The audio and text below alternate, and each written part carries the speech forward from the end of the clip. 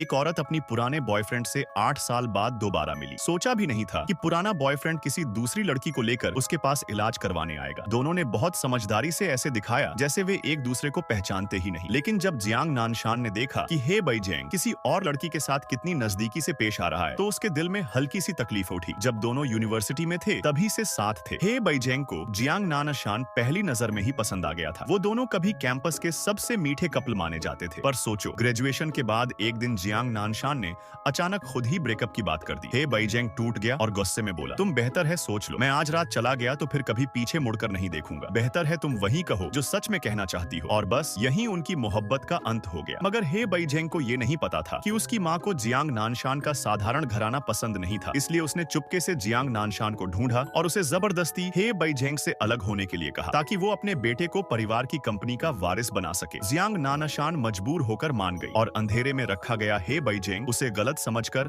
8 साल तक उससे नफरत करता रहा। सोचा भी नहीं था कि इतने सालों बाद दोनों की मुलाकात इस तरह की परिस्थिति में होगी। जब जियांग नानशान ने देखा कि अब हे बैजेंग की कोई गर्लफ्रेंड है, तो उसके दिल में जो अपराध बोध था वो धीरे धीरे हल्का हो गया। मगर उसे क्या पता, वो लड़की असल में हे बैजेंग की कजिन थी। ब्रेकअप के बाद के इन 8 सालों में हे बैजेंग कभी भी जियांग नानशान को भूल नहीं पाया था। उसे लगा था कि ये मुलाकात बस जिंदगी का एक मामूली सा संयोग है। पर उसी रात जब जियांग नानशान ब्लाइंड डेट पर थी, वो फिर होटल में हे बैजेंग से टकरा गई। जब वो घबरा गई और समझ नहीं पाई कैसे सामना करे, तभी हे बैजेंग शांत स्वर में पहले बोला, काफी इत्तेफाक है डॉक्टर जियांग। पास बैठे ब्लाइंड डेट वाले शख्स ने तुरंत पहचान लिया कि वो हे ग्रुप का सीईओ है, तो जल्दी से अपनी विजिटिंग कार्ड निकालकर उसे देने लगा और मीठी बातें करने लगा। ये देखकर जियांग नानशान को उस आदमी से और भी ज्यादा नफरत होने लगी। हे बैजेंग के दिल में जियांग नानशान को किसी और मर्द के साथ देखकर एक अजीब बेचैनी उठी। उसने तय किया कि वो उसे थोड़ा नीचा दिखाएगा। उसने तुरंत वेटर को कहा कि उन्हें 1 लाख की कीमत वाली शराब भेजे। वो ब्लाइंड डेट वाला आदमी तो कभी इतनी महंगी शराब पी भी नहीं पाया था। खुश होकर जल्दी से एक ग्लास भरकर पीने लगा। ये नजारा देखकर जियांग नानशान को और घिनाने लगी। वो तुरंत साफ साफ बोली, हम दोनों एक दूसरे के लिए ठीक नहीं है। मगर वो आदमी फिर भी बेहयाई से बोला, अब तो तुम 30 साल की हो चुकी हो, अब इन बेकार की भावनाओं में पड़ना बेवकूफी है। बेहतर है कि थोड़ा हकीकत पर ध्यान दो। जियांग नानशान ने कोई जवाब नहीं दिया, बस खड़ी हुई और फूल उसे वापस देकर रेस्टोरेंट से बाहर चली गई। मगर वो आदमी फिर भी पीछे पीछे आ गया, कहने लगा कि वो उसे घर छोड़ देगा। रात के अंधेरे में जियांग नानशान का वो खूबसूरत चेहरा देखकर वो आदमी मदहोश हो गया और आखिरकार